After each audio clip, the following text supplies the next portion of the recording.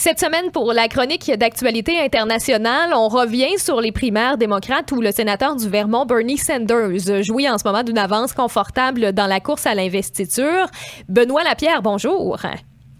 Salut, Émilie. Alors, Benoît, avec sa victoire convaincante au Nevada samedi dernier, Bernie Sanders s'est installé de plus en plus fermement dans la position de favori pour défier le président Donald Trump lors des élections présidentielles qui vont avoir lieu en novembre.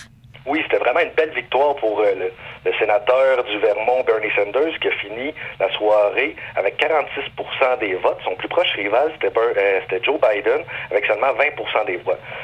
Avec cette victoire-là, Bernie Sanders a rallié 24 nouveaux délégués pour l'investiture démocrate. En tout et partout, maintenant, on est rendu à une centaine de délégués qui ont été distribués parmi les candidats. Là-dessus, Bernie Sanders est rendu avec 45 délégués. Son plus proche rival, c'est Pete Buttigieg, avec 25 délégués. Ensuite, il y a Biden avec 15, Elizabeth Warren avec 8. Et finalement, la dernière en course, c'est Mme Klobuchar avec 7 délégués. On est loin d'avoir fini la course à l'investiture, mais pour l'instant, ça regarde très bien pour le sénateur du Vermont. Et bon, c'est toujours comme ça avec l'avance qui se creuse. Ça fait en sorte que Bernie Sanders est de plus en plus la cible des attaques de ses adversaires. Oui, on a vu ça mardi, lors du 10e débat entre les candidats démocrates qui se passait en Caroline du Sud. Vraiment, on a vu vraiment une cassure entre les candidats modérés, si on pourrait dire, et plutôt les personnes qui sont plus à gauche, dont Bernie Sanders.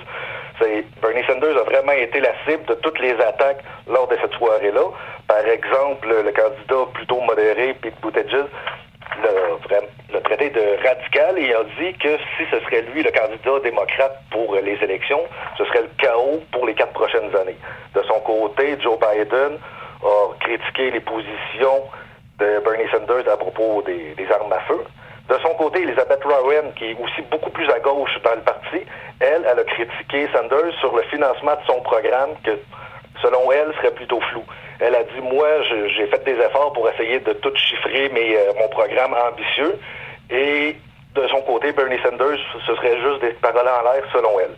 Et finalement, le nouveau candidat qui vient de commencer sa course à l'investiture, le milliardaire Michael Bloomberg, lui, il est allé carrément dire que c'est la Russie qui poussait Bernie Sanders dans les primaires démocrates afin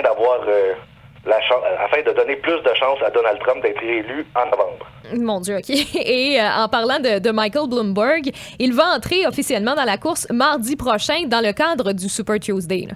Oui, il était une autre primaire avant ça. C'est samedi en Caroline du Sud, mais après ça, mardi prochain, c'est le Super Tuesday où il y a 14 États qui vont voter en même temps, plus le territoire des Samoa. En tout et partout, juste cette journée-là, il y a 1344 délégués qui vont être élus lors de cette journée d'élection-là. C'est un tiers de tous les délégués au complet qui vont être choisis lors de cette journée-là. La raison pourquoi il y a autant de délégués, c'est que surtout il y a des très gros États qui vont voter cette journée-là. Il y a la Californie avec 415 délégués qui vont être choisis. Il y a le Texas, la Caroline du Nord et la Virginie. Après ça, lors de cette journée-là, normalement, c'est là où on voit les premiers désistements, tellement que après un nombre considérable de votes, on voit vraiment les personnes qui sont en avance et les personnes qui n'ont plus vraiment de chance. Donc, c'est là où on va voir les premiers désistements. C'est à ce moment-là que Michael Bloomberg, lui, a décidé de se lancer en campagne. Il a dit que c'était une journée comme... C'est la journée la plus payante, c'est sa stratégie qu'il a fait. Et Michael Bloomberg met vraiment le paquet là-dessus. Il met beaucoup d'argent de sa fortune personnelle. On estime qu'il aurait dépensé jusqu'à maintenant jusqu'à 500 millions de dollars pour sa campagne. C'est 200 millions de plus que tous les autres candidats réunis. Lorsqu'on parle de la stratégie de Michael Bloomberg, de vraiment se concentrer sur les journées plutôt payantes, plutôt que dépenser ses énergies dans les petites primaires qu'on a vues avant, c'est pas la première fois qu'il y a des candidats qui le font. Il y a l'ancien maire de New York, Rudy Giuliani, qui en 2008 avait fait ça. Il s'avait vraiment concentré sur les gros États et pour lui, ça n'avait pas marché. Donc, on va voir si Michael Bloomberg, sa stratégie va être bonne.